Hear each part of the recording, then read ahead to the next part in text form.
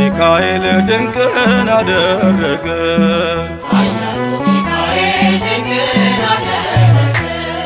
የእግዚአብሔር መልአክ ስሙ ድንቅ ነው። ለጾርዓ ሰው ለማኑሄል እንደነገረው በመሠዊያው ነበልባል ውስጥ ዐረገ። ኃያሉ ሚካኤል ድንቅን አደረገ።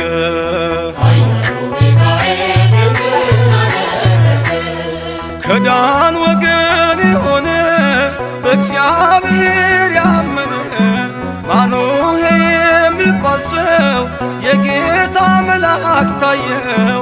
ሚስቱ መካን ነበረች፣ ልጅንም ያልወለደች።